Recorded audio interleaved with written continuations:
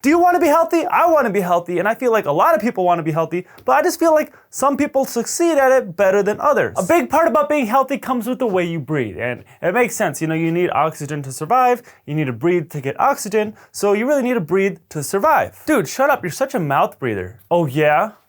Dang, that was a good one. Guys, the concept of mouth breathing and mouth breathing being bad is nothing new. You can even find ads dating back to 1922 where they were advertising chin straps to keep your mouth shut because they knew that mouth breathing was so bad for you. And obviously, if you're not breathing through your mouth, you should be breathing through your nose. Now, why is nose breathing so much better? And why is mouth breathing so terrible for you?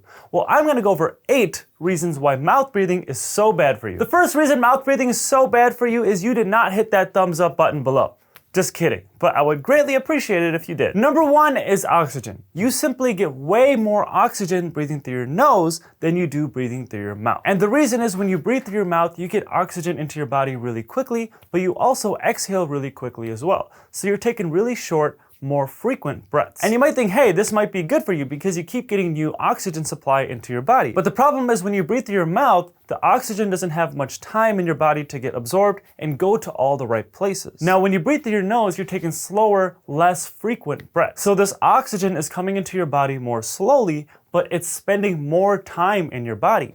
That's allowing it to get absorbed, that's allowing it to get transported into all the right organs, all the right places, and that's what's helping you stay awake, and that's what's helping you function at the highest level possible. And you might be wondering, hey, what if I'm doing sports, or what if I'm going for a run? I mean, I have to breathe through my mouth, right? There's no way I can get enough oxygen through my nose. Well, actually, no, you should still be breathing through your nose. And I know that might sound crazy or impossible, but there's actually research on this. So there was a study and they found that people who switched from mouth breathing to nose breathing while they were doing some running or other cardiovascular activities, their performance actually declined for the first 2 weeks. But after 2 weeks, their performance actually got better and was even better than before when they were mouth breathing. So breathing through your nose definitely takes some time to adjust and definitely takes some getting used to. You know, you're not gonna go from 0 to turning into the Terminator overnight, but it will definitely improve if you stick with it. And not only does absorbing more oxygen improve your athletic performance, it'll also improve your brain as well. And it's really crazy because a lot of the symptoms of being tired are similar with the symptoms of ADHD.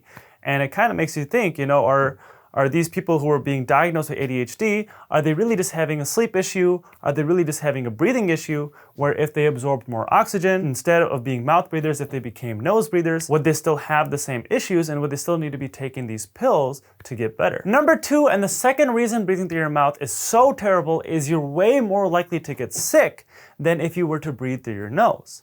And the reason is nose breathing filters air a lot better than through your mouth. When you breathe through your nose, you have this mucus in your nose, you have these hairs in your nose, and that really can filter out that air that you're getting. As opposed to your mouth, it's pretty much going directly into your lungs. Breathing through your nose will filter out 98 to 99% of viruses and bacteria. Now, if you are always getting sick, or if you know someone that's always getting sick, you know, there's a good chance that that person is a mouth breather. And obviously there's more factors to getting sick, but this is a huge one and it's really overlooked. And when you just picture a healthy person, what do they look like? Well, if you picture someone like Tom Brady, they're probably gonna have their lips closed most of the time and they're gonna be breathing through their nose. And if you picture someone who's sick all the time, they're probably gonna have their lips apart, they're probably gonna have their mouth open. And obviously when you're sick, you know, it's really hard to breathe through your nose. But this actually brings us to our next point, which is number 3, nitric oxide. You know, I hear all the time that you can't breathe through your nose. You know, I always have sinus infections or I always have these allergies and I just simply can't breathe through my nose. And what I tell those people is that means you need to breathe through your nose even more. Now, if this is an issue, I really think you should go to an ENT and get your airway checked. And if you've never done this before, I think everyone should go. It can't hurt, it can only help to get it looked at. But when you breathe through your nose, it stimulates your body to produce nitric oxide. Now, nitric oxide is both antibacterial and a vasodilator. So if you're someone that always struggles with sinus infections or always struggles with allergies, and that's the reason you can't breathe through your nose, well, the more you do it and the more you produce this nitric oxide, the more it can fight off those sinus infections, the more it can prevent you from being sick, and the more you do it, the more you will be able to breathe through your nose. Number 4, and the 4th reason mouth breathing is terrible for you is if you're a kid, it means you're more likely to wet the bed, and if you're an adult, it means you're more likely to have to get up in the middle of the night and go to the bathroom. Now, we've all been been there. You know, it's 3 in the morning, you wake up, you just want to go back to sleep, but you have to pee and you just can't hold it in. So you go to the bathroom. Well, if this happens to you a lot,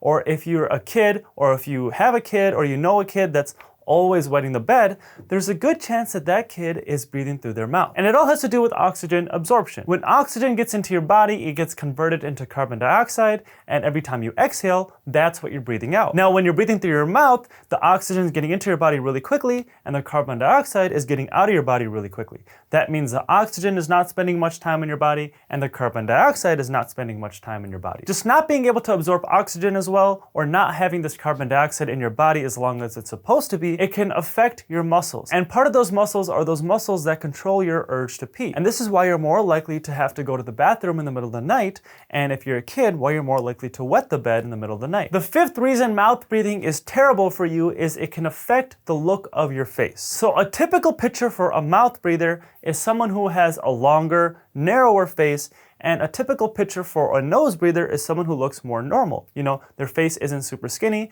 it's a little bit more broader, they have higher cheekbones, and it just looks more aesthetic. And what is the reason for this? Well, as your mouth and your jaw is developing, like when you're a kid, and you breathe through your nose, your tongue is naturally resting against the roof of your mouth. Now, when your tongue is resting against the roof of your mouth, it stimulates the palate or the roof of your mouth to expand, because you have stem cells there, and when your tongue is always touching this, it causes it to expand and get bigger. And what that does is it changes the shape of your face, and it broadens your mouth, and it broadens your smile, and it allows your teeth to all come into the right place. But if you're always breathing through your mouth, your tongue is never gonna rest against the roof of your mouth, and your cheeks are gonna keep everything constricted. Because instead of the roof of your mouth and your jaw expanding, now there's nothing there to stimulate that. And this brings us to our next point, number 6, is if you're a mouth breather, you're more likely to have crooked teeth. And this is just from before. You know, if you're breathing through your mouth, you're more likely to have a narrow, constricted face. And when you have a narrow, constricted face and a narrow, constricted jaw, there's no room for those adult teeth to come in. So when those baby teeth fall out, those adult teeth are just trying to find other spaces to come in. And when it's not wide enough, they'll come in random places and look really crooked. This is why it's so important while you're younger to get this corrected, or go to an orthodontist and get an expander if you need when you're younger, because the older you get, the more that your bone gets calcified, or in other words, the more that your bone gets dense and harder to expand. So let's say you wait till you're in your 30s and you decide, oh, I want to widen my jaw, I want to widen my face. Well, more than likely, you're going to need some sort of surgery to do that. Whereas if you're a kid, it's a lot easier to expand, and you more than likely won't need a surgery to do that. The 7th reason mouth breathing is so bad for you is you're more likely to have a dry mouth. Now, your saliva in your mouth is basically a bodyguard for your teeth.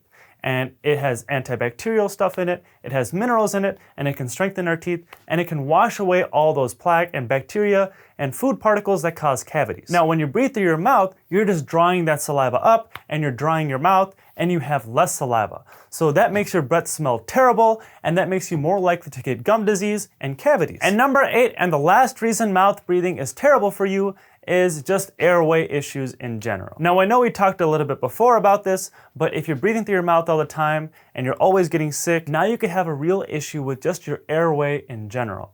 Because even if you're breathing through your mouth, you want to make sure you have enough air to get into your lungs. But let's say you're always getting sick, or you always have allergies, and now your tonsils are super inflamed. Well, if your tonsils are super big, or if your tongue is super big and it's blocking that hole to get air into your lungs, how can you possibly breathe? You know, if you can't breathe through your nose, the only way is through the mouth, but that hole is basically blocked. Now, not only are you breathing through your mouth and getting all the negative effects from that, now you're getting even less oxygen and less air because there's no room for air to come in. This is why it's so important to go to an ENT and get your airway checked and make sure that you're breathing okay. And you should also get a sleep study. And I know we were talking about just mouth breathing versus nose breathing, but if you're breathing through your mouth, you're probably sleeping terrible, and you're also more likely to have sleep apnea. Thank you guys for watching. I hope you liked that video, and if you haven't already, please hit the thumbs up button and subscribe to my channel below. And I'll see you in the next video.